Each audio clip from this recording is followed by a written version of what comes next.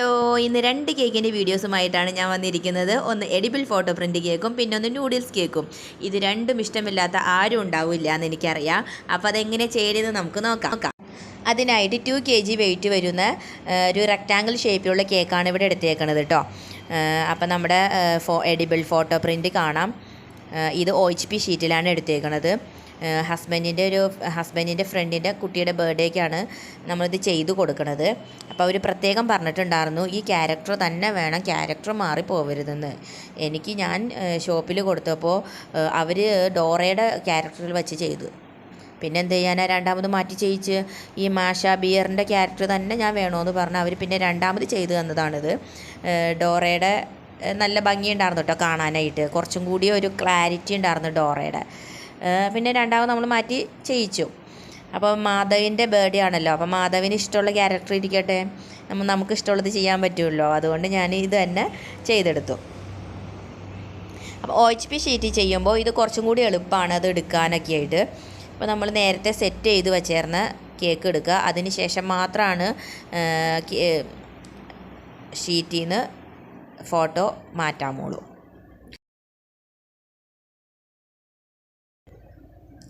പതുക്കെ മാറ്റിയാൽ മതി, അത് പെട്ടെന്ന് പോരും. അത് കഴിഞ്ഞ് കേക്കിൻ്റെ ഷേപ്പിൽ നമ്മൾ കട്ട് ചെയ്തെടുത്തിട്ടുണ്ടായിരുന്നു, അത് അതിൻ്റെ മുകളിലൊന്ന് വച്ച് കൊടുക്കുക. പതുക്കെ ഒന്ന് പ്രസ് ചെയ്ത് കൊടുക്കുക.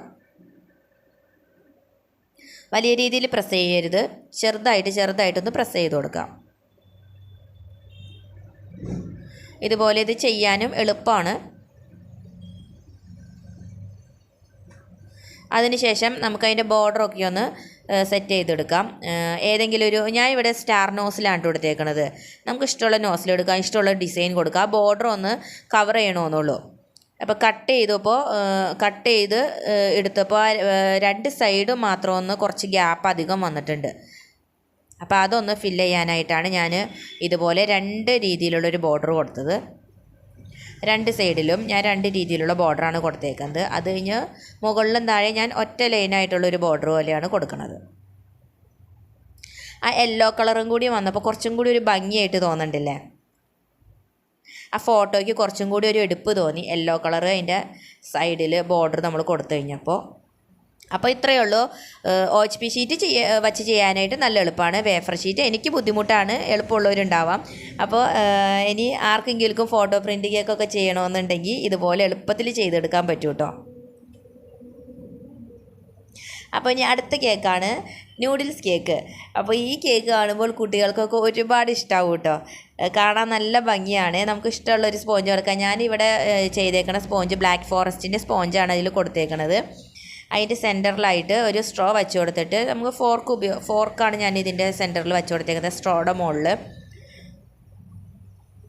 അത് കഴിഞ്ഞിട്ട് ഒരു നോസിൽ ഉപയോഗിച്ചിട്ട്, ഇത് നെയിം നോസിലാണ് ഇതിൽ ഉപയോഗിച്ചേക്കുന്നത്. ആ നെയിം നോസിൽ ഉപയോഗിച്ചിട്ട് ഇത് നൂഡിൽസിൻ്റെ രീതിയിൽ ഇതുപോലെ ഒന്ന് ചെയ്ത് കൊടുക്കാം. ആ സ്ട്രോ കാണാത്ത രീതിയിൽ ക്രീം ആഡ് ചെയ്യാം. കേക്കിൻ്റെ മുകളിൽ കംപ്ലീറ്റ് ആയിട്ട് കവർ ചെയ്തിരിക്കണം കേട്ടോ. നൂഡിൽസ് ഇങ്ങനെ വീണ് കിടക്കുന്ന പോലെ നമ്മൾ നൂഡിൽസൊക്കെ ഉണ്ടാക്കി കുട്ടികൾക്ക് ഒരു ബൗളിലാക്കി കൊടുക്കുമ്പോൾ എങ്ങനെയാണോ ആ ഒരു രീതിയിലാണ് ഇത് വരുന്നത്. അത് കഴിഞ്ഞ് ഞാനൊരു റെഡ് കളറും ഗ്രീൻ കളറും വെച്ചിട്ട് നൂഡിൽസിൽ ബീൻസ്, മുളക് അങ്ങനെ എന്തെങ്കിലുമൊക്കെ ഉണ്ടാവുമല്ലോ, അതുപോലത്തെ ഒരു കളറിന് വേണ്ടിയിട്ടാണ് ഞാൻ ഇതുപോലത്തെ കുറച്ച് കളറുകൾ ഇവിടെ കൊടുത്തേക്കണത് കേട്ടോ. അപ്പോൾ ഒരു നൂഡിൽസിൻ്റെ ഒരു ഭംഗി നമുക്ക് കിട്ടും.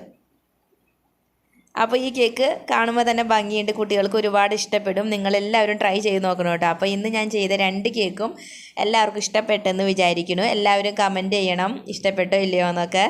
ഏത് കേക്കാണ് കൂടുതലായിട്ട് ഇഷ്ടപ്പെട്ടതെന്നും കമൻറ്റ് ചെയ്യണം കേട്ടോ. ഒന്നാമത്തെയാണോ രണ്ടാമത്തെയാണോ എന്നൊക്കെ ഒന്ന് കമൻറ്റ് ചെയ്യണം.